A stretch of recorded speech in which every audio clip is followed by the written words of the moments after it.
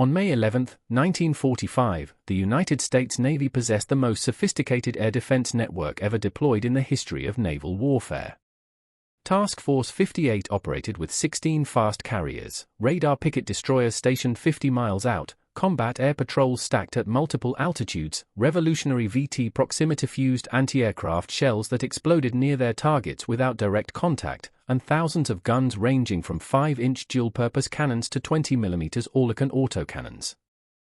Against this steel curtain of technology, two Japanese pilots flying obsolete A-6M0 fighters, aircraft that American intelligence had declared outmatched 2 years earlier, would penetrate every layer of defense, strike the flagship of the entire carrier task force, kill 396 American sailors, wound 264 more, and nearly decapitate the command structure of the Pacific Fleet.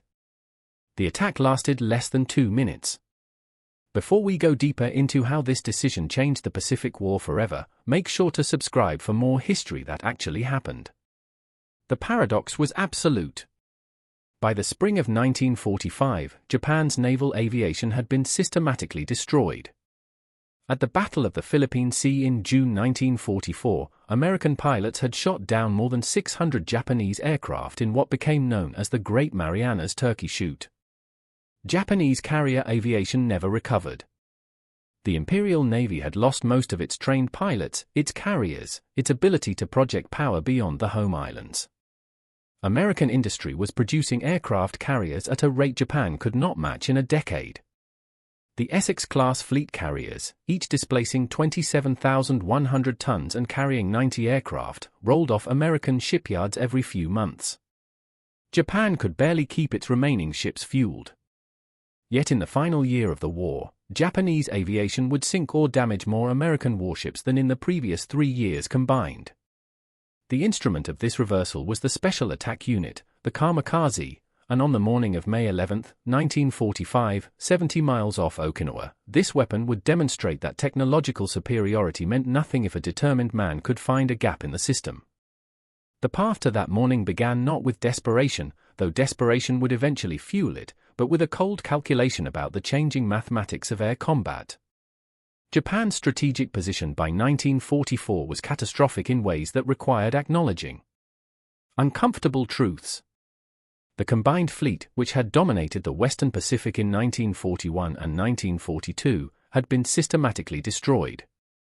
At the Battle of Midway in June 1942, the fleet carriers had been sunk in a single day.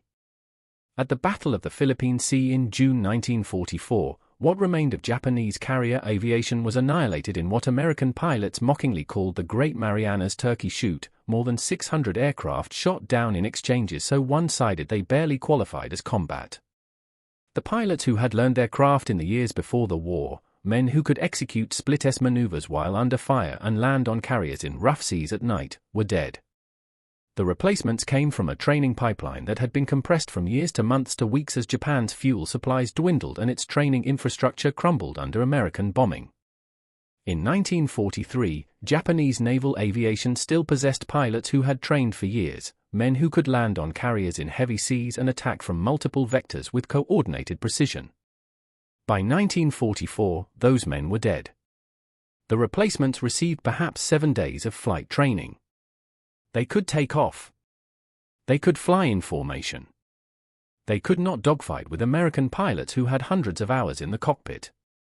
They could not execute the complex attack runs that required splitting a formation while under fire, dropping ordnance with precision, and escaping through anti-aircraft fire. Japanese commanders faced a brutal truth: a conventionally trained pilot flying a conventional mission had perhaps a 5% chance of damaging an enemy ship before being shot down. The pilot would die either way. But if that same pilot aimed his entire aircraft at the target, loaded with fuel and explosives, the chance of hitting something rose to nearly 20%. 4 times the effectiveness. The same death. The mathematics were cruel but undeniable. Admiral Takejiro Onishi, commander of the 1st Air Fleet in the Philippines, formalized the doctrine in October 1944. The special attack units would not be called suicide missions in official documents. They were special attacks, floating chrysanthemums, divine wind, any phrase that avoided the acknowledgement of what was really being asked. The first organized kamikaze missions flew from Philippine airfields on October 25, 1944, during the Battle of Leyte Gulf. Zeeks dove into the escort carrier sent low, detonating bombs and aviation fuel throughout the hangar bay. The carrier sank in less than an hour. Other kamikazes damaged the carriers Santee, Suwannee, White Plains, and Kitkan Bay. In a single morning, with fewer than 20 aircraft, Japan had done more damage to American carriers than in any previous day of the war. The strategy was working. But strategy alone could not overcome the fundamental problem. By 1945, American defenses had evolved into a layered network designed specifically to counter massed air attacks. The outer layer consisted of radar picket destroyers stationed in a ring around the main fleet, their SK air search radars sweeping the sky for incoming raids. These destroyers could detect formations at 70 miles and vector combat air patrols toward the threat. The cap flew in sections, stacked from 10,000 to 25,000 feet, with enough fighters aloft at all times to intercept any raid before it reached the carriers. If aircraft penetrated the cap, they encountered the fleet's long-range anti-aircraft fire, 5-inch guns firing VT-fused shells that exploded when their miniature radar detected an aircraft within 70 feet. If a plane survived that barrage, it flew into medium-range fire from 40mm Bofors quad mounts, Swedish-designed guns firing 120 rounds per minute from each barrel with devastating accuracy. And if somehow it survived that, the final layer consisted of dozens of 20mm Oerlikon cannons, light enough for a single gunner to aim and fire, putting up a curtain of shells in the last seconds before impact. This was the system that American admirals believed had made their carriers nearly invulnerable. By May 1945, Task Force 58 had been operating continuously off Okinawa for 2 months, absorbing kamikaze attacks while sustaining relatively light damage to the carrier fleet. Destroyers on picket duty were being hit with frightening regularity. Some stations lost a destroyer per day, but the carriers themselves remained largely untouched. The doctrine seemed validated. And that confidence, that belief in the superiority of American technology and industrial might, would be the gap through which Ensign Yosunori Shizo and Ensign Kiyoshi Ogawa would fly. The engineering that made both the attack and the defense possible had been forged in the years before the war, when navies around the world were racing to solve the problem of aircraft attacking ships. For the United States, the solution emerged from 2 parallel developments: radar and dual-purpose guns. The 5-inch 38 caliber Mark 12 gun, which armed every Essex-class carrier, every battleship, and most cruisers and destroyers, was perhaps the finest dual-purpose weapon of the war. The designation meant it could engage both surface targets and aircraft with equal effectiveness. The barrel measured 190 inches long, 38 times the 5-inch bore diameter, giving it the range and accuracy to hit aircraft at 18,000 yards and surface targets at 25,000 yards. Each gun could fire 15 to 20 rounds per minute, and the shells themselves were engineering marvels. Standard high-explosive rounds relied on a timed fuse or contact detonation, but the new VT proximity fuse transformed the weapon into something unprecedented. The VT fuse contained a miniature radar transmitter and receiver no larger than a light bulb, powered by a battery that activated when the shell was fired. As the shell flew through the air, the radar transmitted continuous pulses. When those pulses reflected off an aircraft, any aircraft, whether the gunner could see it or not, the return signal triggered the detonation. The shell exploded into a sphere of shrapnel with a lethal radius of 70 feet.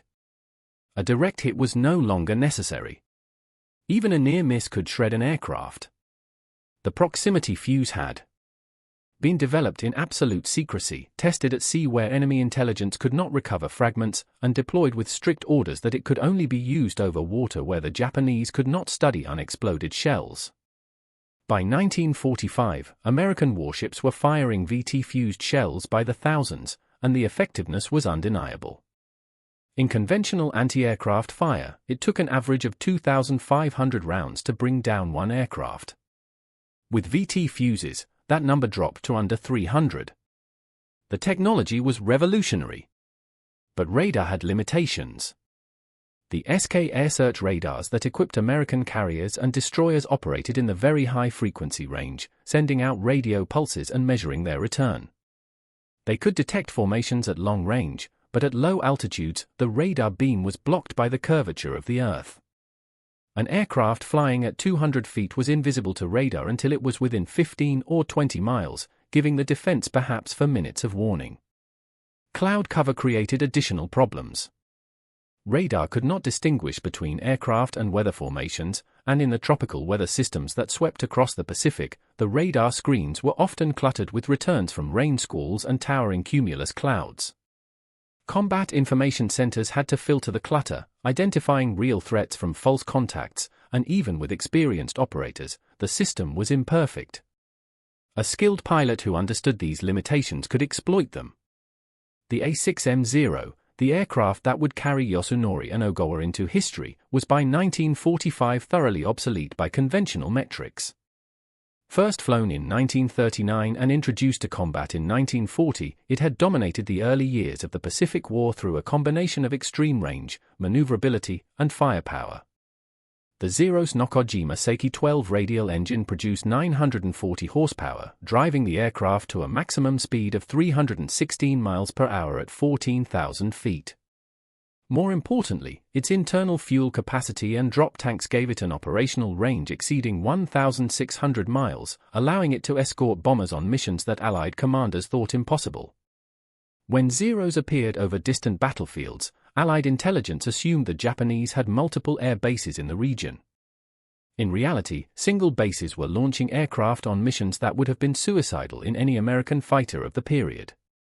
The Zero achieved this range through ruthless weight reduction, a design philosophy that reflected Japanese naval aviation doctrine of the pre-war period. Japanese designers believed that air combat would be decided by maneuverability and pilot skill rather than by armor and firepower. The theory held that a pilot who could outturn his opponent would win the engagement before armor became relevant. This doctrine worked brilliantly in China, where Japanese pilots flying Zeros dominated Chinese aircraft that were both less capable and flown by less skilled pilots. It worked in the opening months of the Pacific War, when Zero pilots with years of experience engaged American and British pilots flying aircraft like the Brewster Buffalo that were outmatched in nearly every performance category. But doctrine that works against inferior opponents can fail catastrophically against equal or superior ones. The airframe was constructed from lightweight aluminum alloys. The aircraft had no armor plating protecting the pilot, no self-sealing fuel tanks that could absorb bullet strikes without igniting. Every pound of protection was sacrificed for range and maneuverability. In the hands of skilled pilots fighting lighter aircraft, this was a winning trade. But by 1943, American fighters like the F-6F Hellcat and F-4U Corsair had entered service with more powerful engines, armor protection, and heavier armament. In a dogfight, a Zero was outmatched. Its lack of armor meant that even a short burst from American .50 caliber machine guns could set it ablaze. Its lower speed meant it could not run from a losing engagement. The aircraft that had dominated the Pacific in 1941 was, by 1945, being shot down at devastating rates by American pilots who had learned its weaknesses. But for a kamikaze mission, the Zero's weaknesses became irrelevant. The pilot was not trying to survive. He was not trying to dogfight. He was trying to reach the target, and for that mission, the Zero's qualities, its long range, its maneuverability, its relatively small size, made it ideal. A Zero could fly from airfields in Kyushu to the waters off Okinawa, 350 miles away, with fuel to spare. It was nimble enough to dodge through clouds and execute sharp maneuvers in the final approach. And critically, it was just large enough to carry a 550-pound bomb while retaining the ability to fly. The bomb itself, suspended under the fuselage, contained aminal explosive, a mixture of ammonium nitrate and aluminum powder that detonated with tremendous force. The bomb's weight and aerodynamic drag reduced the Zero speed and range, but for a one-way mission, that hardly mattered. The tactics developed for kamikaze missions were deceptively simple but required precision and discipline. The standard approach called for concealment among clouds until the last possible moment, then initiating a dive from between 16,000 and 20,000 feet. At altitude, the Zero was difficult to track visually and could appear suddenly through gaps in cloud cover. The dive itself required the pilot to aim not at the ship's position but at where the ship would be in the seconds it took to fall through the air. A carrier moving at 25 knots covered more than 40 feet per second. A pilot diving from 18,000 feet had approximately 30 seconds before impact, during which the target might move 1,200 feet. Leading the target, compensating for wind, adjusting for the pull of gravity on a bomb-laden aircraft, all of this had to happen while every gun in the fleet was firing at the incoming plane. An alternative approach involved a low-altitude run, skimming the waves at 200 feet or less, using the radar horizon to hide until the last moments, then pulling up into a sharp climb and rolling into a final dive onto the deck. This was riskier. Low altitude left no margin for error, but it could defeat radar detection until it was too late for long-range interceptors to react.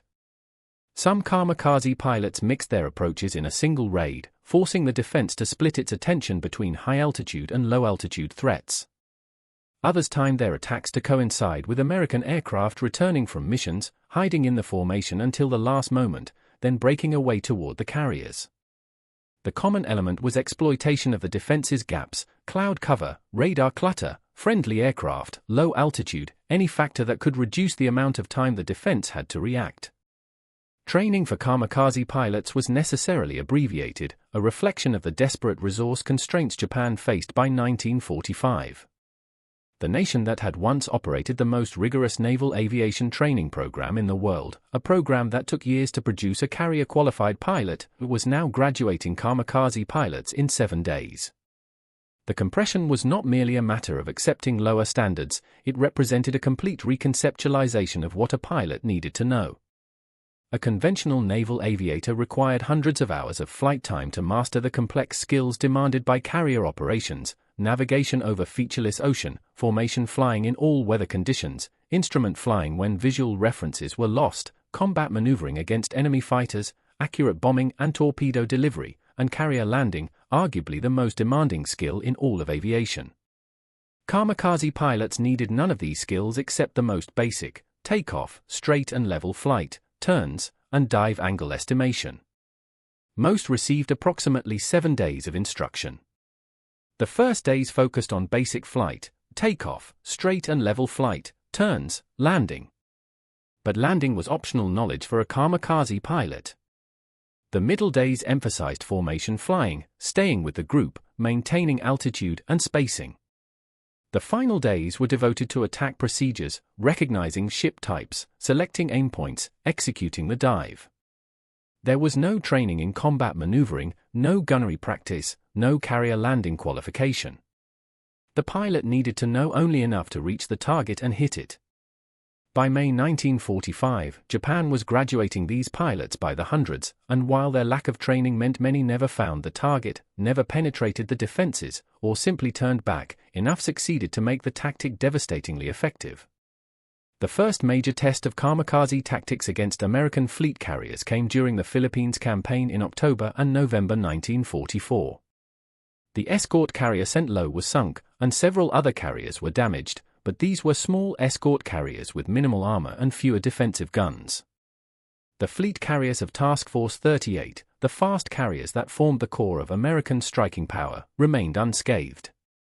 Kamikaze attacks damaged cruisers, destroyers, and auxiliary ships, but the fast carriers seemed immune, protected by their layered defenses and combat air patrols. As the fleet moved north toward Iwo Jima and then Okinawa, that pattern held. On March 19, 1945, during strikes against Japanese airfields, the fleet carriers were attacked repeatedly. USS Franklin was hit not by a kamikaze but by a conventional bomber that slipped through the defenses, and the resulting fires nearly destroyed the ship, killing more than 800 men. But the attack came from a skilled pilot flying a coordinated mission, not a kamikaze. The lesson American commanders took was that kamikazes, while dangerous to smaller ships, lacked the skill to penetrate the defenses around fleet carriers. This assessment was reinforced by the early weeks of the Okinawa campaign. Beginning on April 1, 1945, with the invasion of Okinawa, the Japanese launched a series of mass kamikaze attacks codenamed Kikusu, or floating chrysanthemums. Each Kikusu involved hundreds of aircraft, kamikazes, conventional bombers, and fighters, launched in waves against the American fleet. The attacks were devastating to the radar picket destroyers stationed around Okinawa, which absorbed the brunt of the assault. Ships like USS Laffey endured attacks by dozens of kamikazes in a single day, their crews fighting with a desperation born of the knowledge that even one hit could be fatal. Many destroyers were sunk. Many more were damaged so severely they had to be withdrawn. The casualties among destroyer crews were horrific. But the fast carriers, operating farther from Okinawa with their layered defenses, remained largely untouched. Through April and into early May, Task Force 58 continued operations, launching strikes, recovering aircraft, and maintaining the air superiority that allowed Marines and soldiers ashore to fight without fear of Japanese air attack. The system, the Admirals believed, was working. USS Bunker Hill, hull number CV-17, was one of 24 Essex-class fleet carriers built during World War II, and by May 1945, she had been in nearly continuous combat for 18 months. The Essex class represented American industrial might translated into naval power. Each carrier displaced 27,100 tons standard and over 36,000 tons fully loaded. The flight deck measured 872 feet long and 147 feet wide, surfaced with wooden planking over a steel structure. Below the flight deck, the hangar bay could accommodate dozens of aircraft for maintenance, rearming, and protection from weather. The island, rising from the starboard side of the flight deck, housed the bridge, flag bridge, air operations center, and radar installations. For steam catapults could launch aircraft, and 3 elevators, 1 forward, 1 amidships, 1 aft, moved aircraft between the hangar bay and flight deck. The ship's power plant consisted of 8 Babcock and Wilcox boilers feeding 4 Westinghouse-geared steam turbines, generating 150,000 shaft horsepower and driving the carrier to a maximum speed of 33 knots. Range at cruising speed exceeded 15,000 nautical miles. The crew, including air group, numbered over 3,400 men. Commissioned on May 25, 1943, she had participated in 11 major campaigns, from the carrier strikes on Rabaul in November 1943 through the battles for the Philippines, Iwo Jima, and now Okinawa. Her air group had claimed 474 enemy aircraft destroyed in the air, another 230 on the ground, and 162,000 tons of enemy shipping sunk. Her aircraft had contributed to the sinking of the super battleship Yamato on April 7, 1945, when coordinated strikes from multiple carriers overwhelmed the giant ship's defenses and sent her to the bottom with most of her crew. Bunker Hill's gunners had shot down approximately 20 enemy aircraft. She had been hit once, by a bomb during the Battle of the Philippine Sea, but the damage was minor and she remained operational. On May 11, 1945, Bunker Hill was on her 59th consecutive day of operations. The ship's crew was exhausted, but the operational tempo of the Okinawa campaign allowed no rest. She was serving as the flagship for Vice Admiral Mark Mitcher, commander of Task Force 58, and his chief of staff, Commodore Arleigh Burke, one of the most aggressive and successful destroyer commanders of the war, now responsible for planning carrier operations. The ship's flight deck was crowded that morning with aircraft. Marine F-4U Corsairs from VMF 221 were returning from close air support missions over Okinawa, while 34 fighters, dive bombers, and torpedo bombers were spotted on deck, armed, fueled, and manned, engines turning, ready for launch. This was the most dangerous moment for any carrier, aircraft loaded with bombs and aviation fuel, packed tightly together on a wooden flight deck, unable to maneuver. If a kamikaze struck at this moment, the results would be catastrophic. At 9:58 that morning, Ensign Yosunori Seizo, age 21, radioed his base 350 miles away at Kanoya Air Station in southern Kyushu. He had spotted the American fleet. Yosunori was leading a formation of 6 A6M50s from the 5th Kamikaze Squadron, part of the larger Kikusu No. 6 operation involving hundreds of aircraft. His formation had taken off between 0640 and 0653 that morning, and they had followed the prescribed route, fly south toward Okinawa, stay low to avoid radar, use cloud cover to hide from combat air patrols, search for the American carriers. They had found them. Yosunori transmitted the contact report, a final message home that also served to alert any other Japanese aircraft in the area. Then he turned toward the largest ship he could see, USS Bunker Hill, her white hull number 17 painted on the island, aircraft swarming on her deck, the perfect target. The clouds that morning were broken but substantial, cumulus build-ups typical of the spring weather in the western Pacific. Visibility was good beneath the clouds, but the formations themselves provided concealment for aircraft moving between them. Yasunori and his wingman, Ensign Kiyoshi Ogawa, age 22, maneuvered into the cloud layer, positioning themselves for an attack run. They had trained for this, though their training was minimal. Both men knew the fundamentals: approach hidden by clouds, emerge close to the target, dive or skip bomb, aim for the island or the flight deck, do not pull out. They had written final letters to their families. They had drunk the ceremonial sake. They had eaten rice. They understood they would not return. What they did not fully grasp, could not fully grasp until they were falling toward the target with every gun firing, was the violence of the defense. At 10:02, 4 minutes after Yasunori's radio transmission, the flag duty officer on Bunker Hill summoned Vice Admiral Mitchell and Commodore Burke into the flag plot. The flag plot was the nerve center for Task Force 58 operations, a compartment filled with plotting tables, radio equipment, and status boards tracking every ship and aircraft in the task force. Mitchell, age 58, had commanded carriers since 1941 and had been leading Task Force 58 since its formation in early 1944. He was known for aggressive tactics, for keeping his carriers close to the enemy, for launching strikes in weather that other commanders considered too dangerous. His chief of staff, Commodore Ali Burke, age 43, had earned his reputation commanding Destroyer Squadron 23, the Little Beavers, in the Solomon Islands, where his destroyers had fought 11 engagements in 4 months, sinking a Japanese cruiser, 9 destroyers, and several smaller vessels without losing a ship. Burke had transitioned to carrier operations in 1944 and had become Mitch's most trusted advisor, the man who planned the strikes, coordinated the air groups, and managed the complex logistics of keeping 16 carriers operational simultaneously. The Combat Information Center had reported indications of Japanese aircraft mixed with American planes returning from Okinawa. This was a known tactic. The Japanese would trail American formations, hiding among them, using the confusion to penetrate closer to the fleet. Marine Major James E. Sweat, an ace pilot flying one of the returning Corsairs, spotted a Zero diving out of the low clouds directly at Bunker Hill.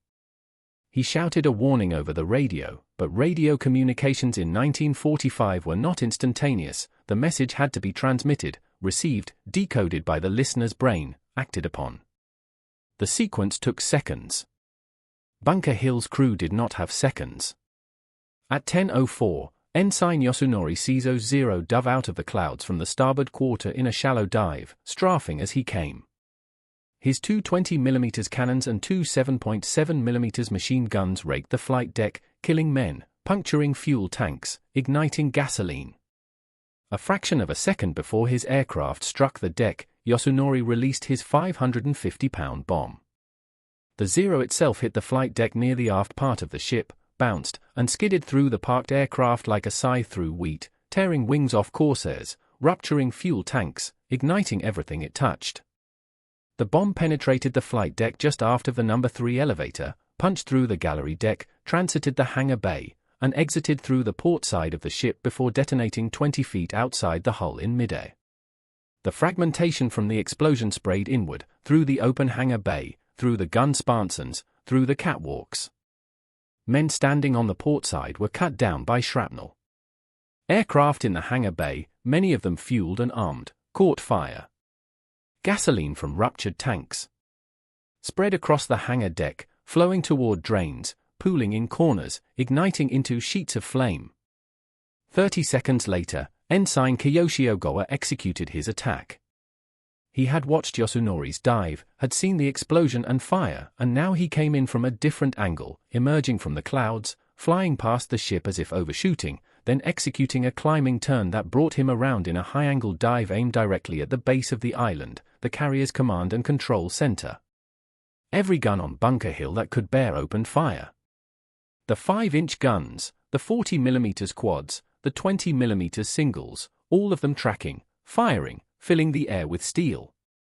Ogawa Zero was hit multiple times. Pieces of the aircraft were torn away. Smoke trailed from the engine. But the aircraft kept coming, kept diving, and in the final second before impact, Ogawa released his bomb. The Zero hit at the base of the island. The bomb penetrated the flight deck and detonated in the gallery deck, in a ready room packed with pilots from VF-84 waiting for their mission brief. The explosion killed 19 officers and 3 enlisted men from that squadron instantly. Other squadrons suffered casualties as well. One of the Zero's wings and its engine crashed into the flag office, where Vice Admiral Mitchell's staff worked. Captain Raymond W. Ihegi, the staff flight surgeon, was killed. Lieutenant Commander Charles Steele, the flag secretary, was killed. Lieutenant Commander Frank Quady, assistant to the operations officer, was killed. 11 enlisted men of the staff died. The explosion and fire were so intense that Vice Admiral Mitchell and Commodore Burke, working in the flag plot just yards away, had to evacuate immediately. Burke would later receive a Silver Star for going back into a burning compartment to pull out wounded men. Mitchell's flag cabin, with all his uniforms, personal papers, and possessions, burned. At this point, with fires raging on the flight deck and in the hangar bay, with hundreds of men dead or dying, with fuel and ammunition exploding, a third Zero appeared from the clouds.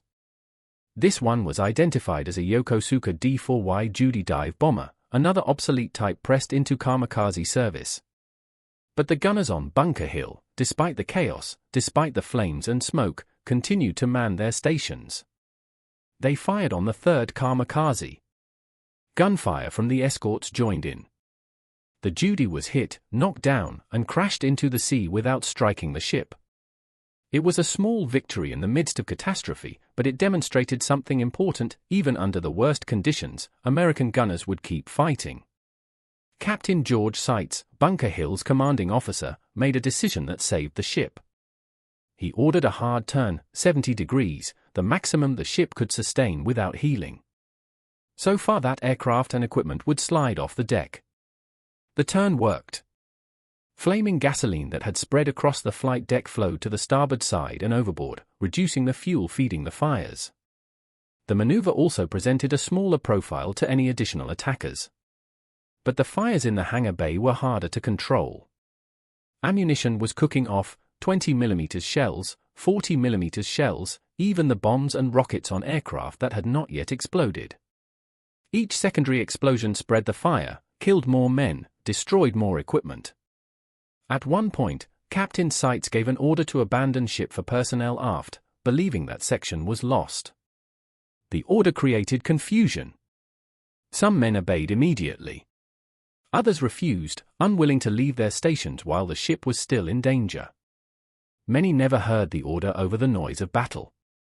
Men fought the fires, dragged wounded shipmates to safety, jettisoned burning aircraft over the side, and manned guns in case another attack came. In the engineering spaces, Lieutenant Commander Joseph R. Carmichael, the chief engineer, ordered his men to remain at their posts despite suffocating smoke pouring down the ventilation shafts.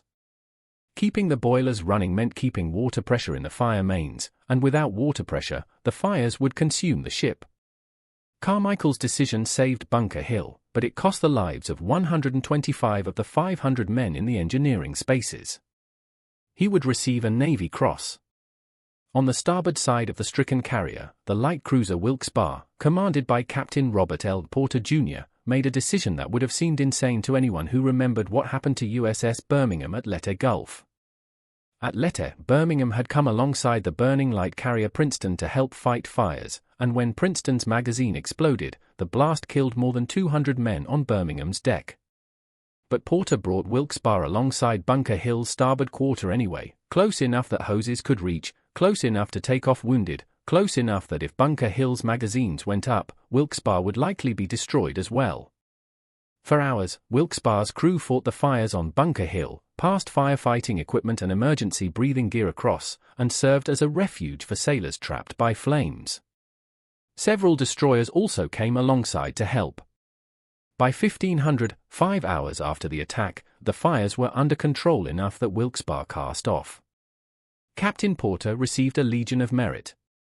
The casualties were staggering even by the standards of the Pacific War, which had already seen battles where American ships had been destroyed with all hands.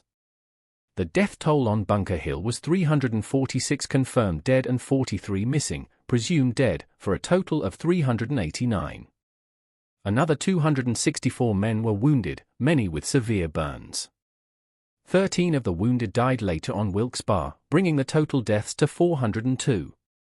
The number was later revised to 396 in official records, but the exact count mattered less than the fact that a single kamikaze attack, 2 aircraft, 2 pilots, 2 bombs, had killed more Americans than any other suicide attack in the war.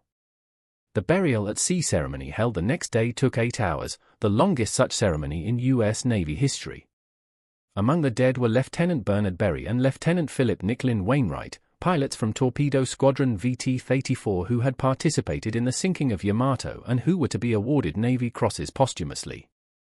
Among those who survived by chance was future Hollywood actor Paul Newman, a radioman gunner whose pilot had developed an ear infection and had not flown that day.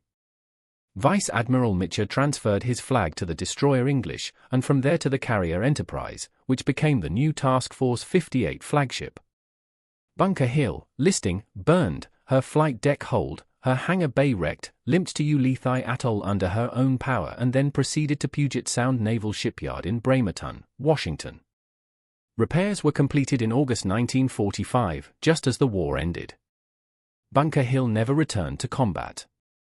She served briefly in Operation Magic Carpet, bringing American servicemen home, and was decommissioned in 1947. She remained in reserve for decades but was never modernized, never reactivated, and was finally sold for scrap in 1973. Her bell was transferred to the Aegis cruiser Bunker Hill, CG-52, where it remains. For American admirals, the attack on Bunker Hill was a watershed. Task Force 58 had operated under the assumption that fleet carriers, with their layered defenses, were relatively safe from kamikaze attack. That assumption was now demonstrably false.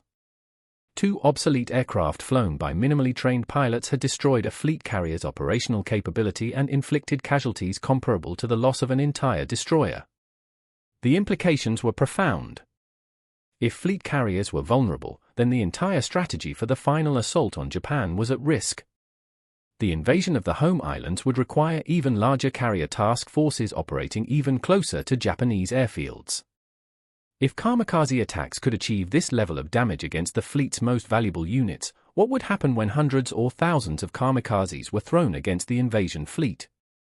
3 days later, on May 14, the Japanese demonstrated that the attack on Bunker Hill was not a fluke. Vice Admiral Mitcher, now embarked on USS Enterprise, the most famous carrier of the Pacific War, watched as another kamikaze struck his new flagship. Enterprise had become the Task Force 58 night carrier, operating specially equipped aircraft with radar for nighttime strikes. In the pre-dawn hours of May 14, Enterprise launched a strike against Kanoya Air Station in southern Kyushu. The Japanese detected the raid and launched a retaliatory strike of their own, 26 A6M50s, each carrying a 1,100-pound bomb, twice the normal load, made possible by the shorter range to target. The Zeros launched in 2 groups, and American combat air patrols were waiting for them, having been alerted by radar and radio intelligence. 19 of the Zeros were shot down by fighters. 6 more were destroyed by anti-aircraft fire. Only 1 made it through. Lieutenant Junior Grade Shunsuke Tomiyasu, leading the first group of 12 Zeros, used cloud cover to mask his approach. Every gun in the task force fired at him as he dove out of the clouds. Enterprise turned hard in an emergency maneuver, trying to present a smaller target. Tomiyasu executed a stunning acrobatic turn, adjusted his dive, and hit the carrier's flight deck a few feet after the forward elevator, diving nearly vertical. His Zero and its 1,100-pound bomb punched through the flight deck, disintegrated in the hangar bay, and the bomb penetrated several more decks before exploding deep in the ship. The force of the blast separated the forward elevator from its mounting and blew the structure 400 feet into the air, one of the most spectacular photographs of the war, though captions often incorrectly state the entire elevator was blown that high. The reality was damaging enough, a 12 by 20 foot hole in the flight deck, fires in the hangar bay, and 14 men dead with 68 wounded. Enterprise, unlike Bunker Hill, had been configured as a night carrier, so her aircraft had been defueled and dearmed, and the fires were brought under control in under 30 minutes. But she was out of the war for good. Enterprise would never again launch aircraft in combat. The psychological impact on Mitchell and his staff was considerable. 2 flagships in 4 days. Both carriers knocked out of action. Mitchell moved his flag again, this time to USS Randolph, and Task Force 58 continued operations, but the confidence that had characterized American naval doctrine was shaken. On May 12, 1 day after Bunker Hill was hit, Admiral Raymond Spruant's flagship, the battleship New Mexico, was also struck by a kamikaze. Spruant, who commanded the 5th Fleet of which Task Force 58 was a part, had already lost 1 flagship. The heavy cruiser Indianapolis had been hit by a kamikaze on March 31. Now New Mexico, at anchor off Okinawa, was attacked by 2 Japanese Army fighters in the gathering darkness. The first missed, destroyed by a proximity-fused 5-inch shell that detonated directly beneath it. The second, a Nakajima Kyo-84 Frank flying at high speed, was not intercepted in time. It crashed into the ship amidships, and the bomb detonated, killing 54 men, 28 Navy and 23 Marines, with 119 wounded. Spruant himself, who had been on the quarterdeck, was missing for a time until the flag lieutenant found him manning a fire hose with the crew. The cumulative effect of these attacks forced a fundamental reassessment of American air defense doctrine that would reshape naval warfare for generations. The confidence that had characterized American naval planning in early 1945, the belief that technological superiority and numerical advantage had made fleet carriers effectively invulnerable to air attack, was shattered. Admirals who had dismissed kamikaze tactics as desperate and ineffective now had to confront damaged or destroyed flagships, casualty lists running into thousands, and the uncomfortable recognition that Japanese pilots with minimal training were penetrating defenses that represented the cutting edge of military technology. The reassessment began with a systematic analysis of every kamikaze attack from October 1944 through May 1945, examining what had worked for the defense, what had failed, and why. The data revealed patterns that should have been obvious but had been obscured by operational tempo and optimistic assumptions. The problem, as analysts quickly identified, was not the technology. American radar, VT fuses, and gun systems were working as designed. The problem was that kamikazes were exploiting the gaps in the system. Low-altitude approaches defeated long-range radar detection. Cloud cover provided concealment until the last moment. Mixing with returning American aircraft confused combat air patrols. And the sheer determination of pilots willing to die meant that even if 95% of kamikazes were shot down, the 5% that got through could cause devastating damage. Traditional fighter defense assumed that attacking aircraft wanted to survive and would break off if engaged. Kamikazes did not break off. They kept coming until they were destroyed or until they hit. This changed the entire calculus of defense. American commanders responded with a series of adaptations that evolved throughout the summer of 1945, though the war would end before many could be fully implemented. The first and most immediate change involved combat air patrol procedures. Prior to the Bunker Hill attack, CAP fighters were typically concentrated at medium to high altitudes, positioned to intercept conventional bomber formations approaching from 15,000 to 20,000 feet. This made sense against traditional attack profiles but left gaps at low altitude and in clouds. The revised doctrine called for maintaining CAP fighters at multiple altitude bands, high-altitude fighters at 20,000 to 25,000 feet to intercept bombers, medium-altitude fighters at 10,000 to 15,000 feet to catch aircraft transitioning between clouds, and critically, low-altitude fighters patrolling between sea level and 5,000 feet to intercept skip-bombing attacks and low-level approaches. This required significantly more fighters dedicated to defensive patrol, reducing the number available for offensive strikes, but the trade was deemed necessary. Radar picket destroyers were reinforced with additional supporting ships and assigned more combat air patrol coverage. The number of fighters assigned to fleet defense was increased, even at the cost of reducing strike capability. Carriers operating off Okinawa began maintaining continuous combat air patrols at multiple altitudes, stacked from sea level to 25,000 feet. New tactics were developed for intercepting low-altitude attackers, including assigning specific fighters to patrol just above the wave tops. Ships increased their underway speed during flight operations, making them harder to hit. Damage control procedures were revised based on the lessons from Franklin, Bunker Hill, and Enterprise, emphasizing the immediate defueling and dimming of aircraft on the hangar deck in case of attack. Most significantly, American naval aviation shifted toward long-range interception. If kamikazes could not be reliably stopped once they reached the fleet, they had to be destroyed before they took off. Task Force 58 intensified strikes against Japanese airfields in Kyushu, targeting runways, hangars, and parked aircraft. The goal was not just to destroy planes but to make the airfields inoperable, forcing the Japanese to disperse their kamikaze units to smaller fields with fewer aircraft per base. American submarines began patrolling closer to Japanese waters, providing early warning of kamikaze launches. Long-range patrol aircraft tracked Japanese formations from takeoff. The entire defensive concept evolved from a reactive defense at the fleet to a proactive offense against the source. The Navy also accelerated development of night fighters and radar-equipped aircraft that could intercept kamikazes in darkness or bad weather when visual interception was impossible. The F-6F-5N Hellcat and F-4U-2 Corsair night fighters, equipped with radar pods on their wings, proved capable of finding and destroying enemy aircraft by radar alone, but they required highly trained pilots and were available only in limited numbers by mid-1945. The technology pointed toward the future of air defense, integrated radar, long-range interception, all-weather capability, but in May 1945, those capabilities were still emerging.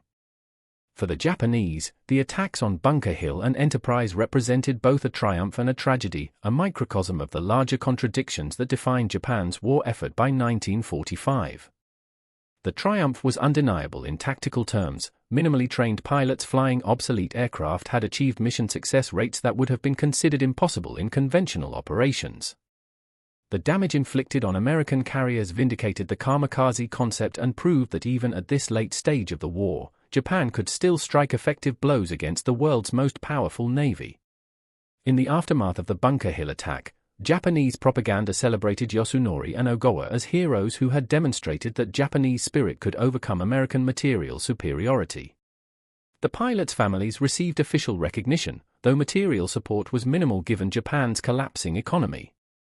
For the kamikaze units themselves, the success provided validation of their sacrifice, proof that their deaths would not be meaningless. The triumph was tactical. With minimal resources, they had damaged or destroyed some of the most powerful warships in the world. The tragedy was strategic. Every kamikaze pilot who flew was lost regardless of whether he hit his target, and by May 1945, Japan was running out of pilots, running out of aircraft, running out of fuel. The Kikusu operations had expended thousands of aircraft and pilots for limited strategic gain. American carriers were being hit, but they were not being sunk in numbers that would stop the advance. Destroyers were being destroyed, but America could replace them.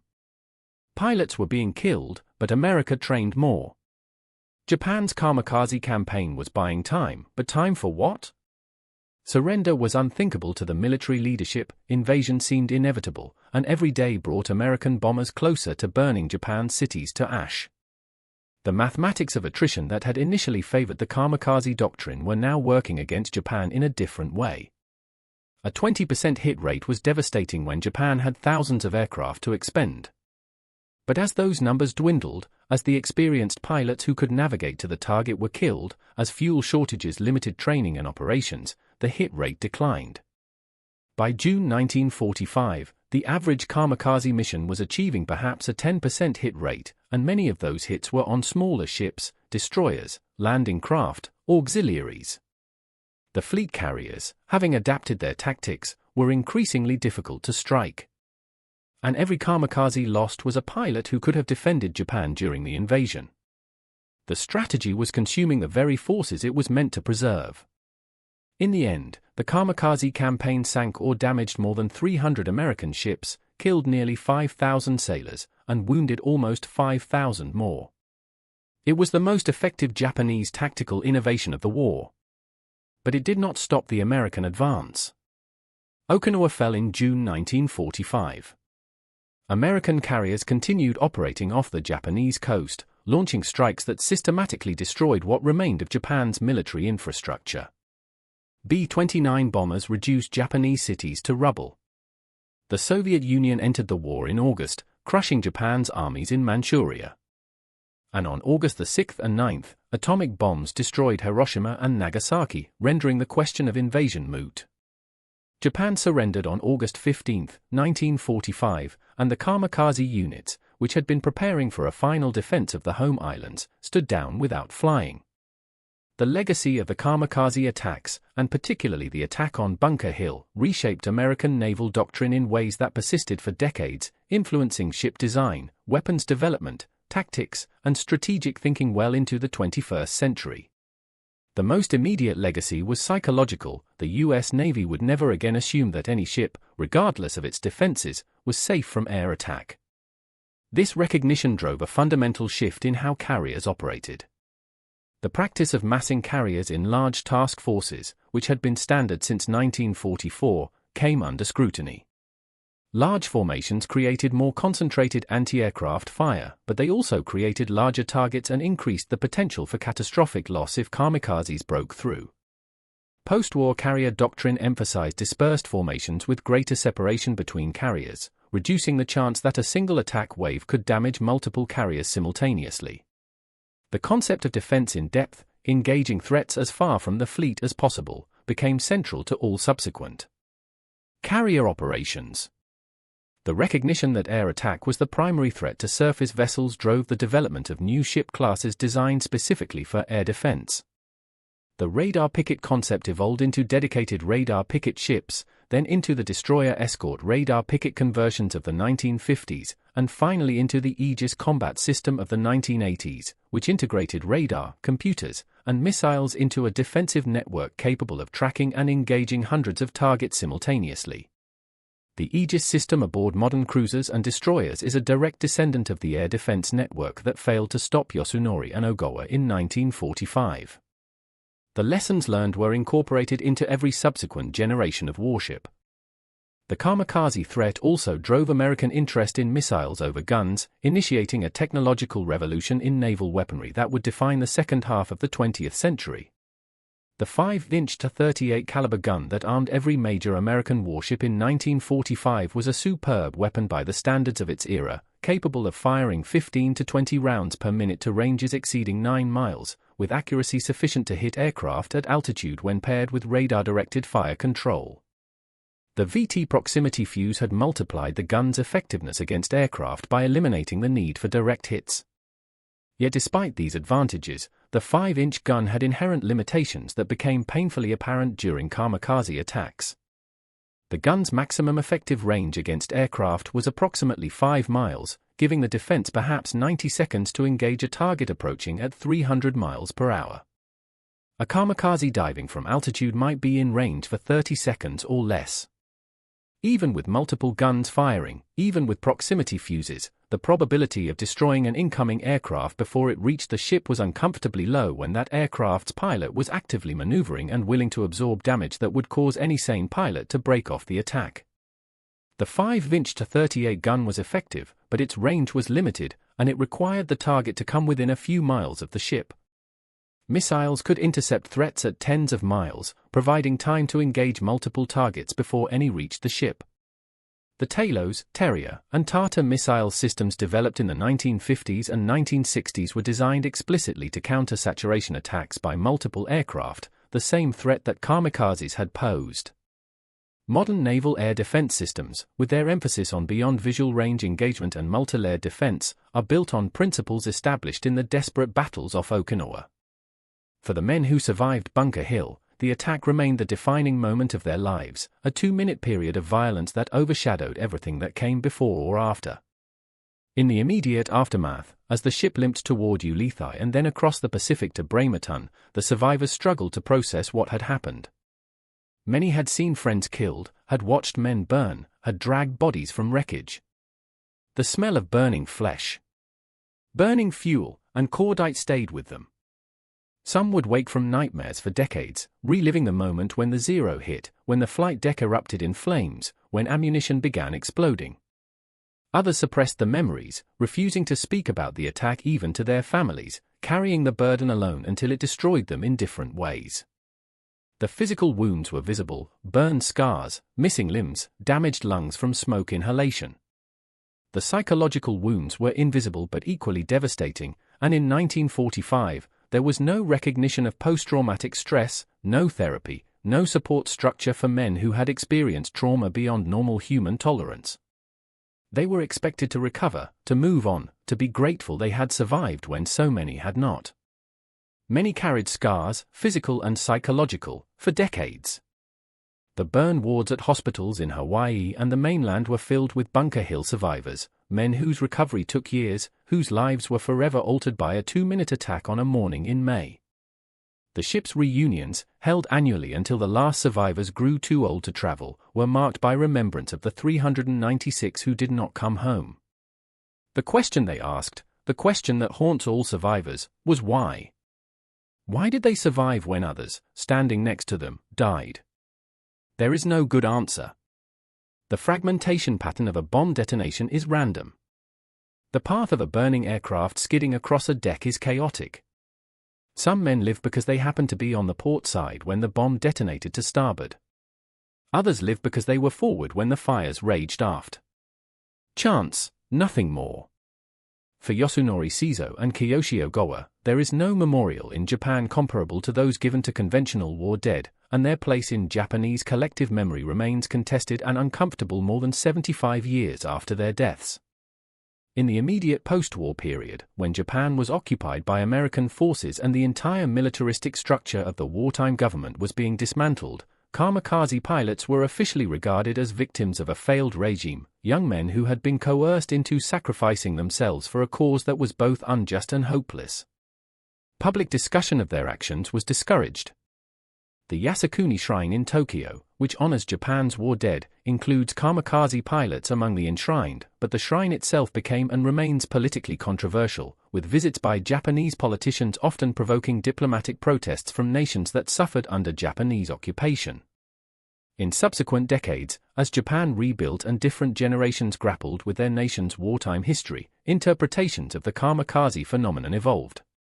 Some Japanese conservatives lionized the pilots as exemplars of selfless dedication to duty, arguing that their willingness to sacrifice demonstrated traditional Japanese values at their purest. Others viewed them as tragic figures, manipulated by a military leadership that had already lost the war but refused to admit defeat, sent to die for nothing. Still others argued that the entire framework of honor and duty that made kamikaze attacks possible represented a pathological aspect of Japanese culture that needed to be rejected rather than memorialized. Kamikaze pilots occupy a complex place in Japanese memory, honored by some as patriots who sacrificed everything for their country, viewed by others as victims of a militaristic regime that asked the impossible. Both men came from educated backgrounds. Ogawa had attended Keio University, one of Japan's most prestigious schools, before being conscripted. Yasunori's family background is less documented, but he was commissioned as an ensign, suggesting at least some education. They were not fanatics. They were young men in a nation at war, asked to perform a mission from which there was no return, and they did so. Whether that act was heroic or tragic depends on perspective.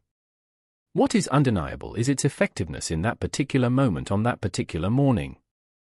The morning of May 11, 1945, revealed a fundamental truth about warfare that technology alone cannot solve. Human ingenuity and determination will find gaps in any defensive system, no matter how sophisticated. This truth has been demonstrated repeatedly throughout military history, from the Trojan Horse to Pearl Harbor to the September 11 attacks, but each generation must relearn it, because each generation believes that its technology, its doctrine, its understanding of warfare has finally solved the problem of defense. American naval commanders in May 1945 had access to technology that would have seemed like science fiction 10 years earlier. Radar that could detect aircraft at 70 miles. Proximity fuses that turned anti-aircraft shells into seeking weapons. Combat air patrols with hundreds of fighters. Yet two pilots flying 1939 vintage aircraft exploited the gaps in this system with such precision that they nearly killed the task force commander and his chief of staff while crippling one of the most powerful warships ever built. The gaps they exploited were not failures of technology but inherent limitations: radar blocked by geography and weather, fighters unable to be everywhere simultaneously, guns with finite engagement envelopes, human operators making decisions under stress with incomplete information. Determined humans exploiting system vulnerabilities will sometimes succeed regardless of the sophistication of the defense. American radar in 1945 was the most advanced in the world, but it could not see through clouds. American combat air patrols were the most skilled and numerous in history, but they could not be everywhere simultaneously. American anti-aircraft guns, firing shells with proximity fuses, were devastating in their effectiveness, but they could not guarantee a kill before impact. Yasunori and Ogawa found the gaps, the broken clouds, the moment when American aircraft were landing and could not intercept, the angle of approach that minimized exposure to anti-aircraft fire, and they exploited those gaps with precision that belied their minimal training. The attack forced American admirals to confront the reality that absolute defense was impossible, a recognition that shaped American military planning for the remainder of the 20th century and beyond.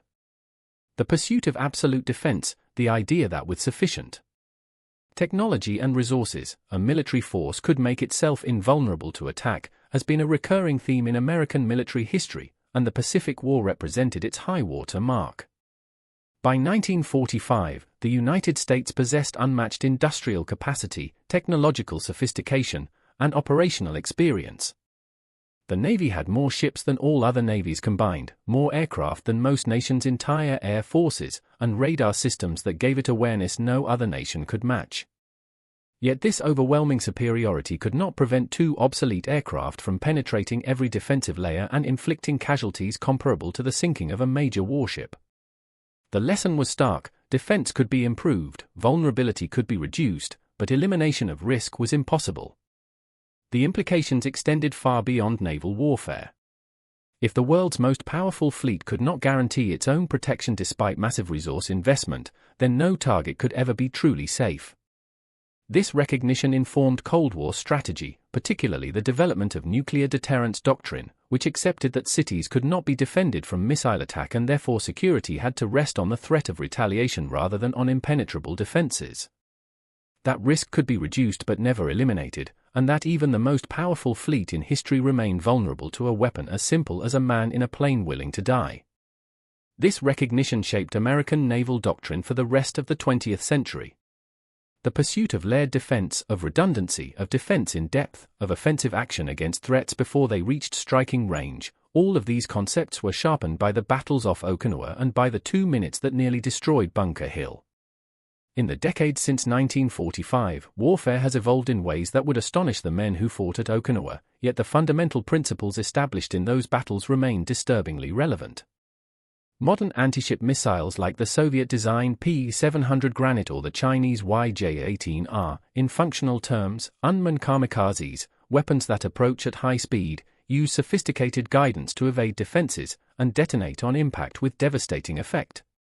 The primary difference is the absence of a human pilot, but the tactical problem they present, the high-speed threat that must be detected early and destroyed before it reaches the ship, is identical to what American carriers faced off Okinawa.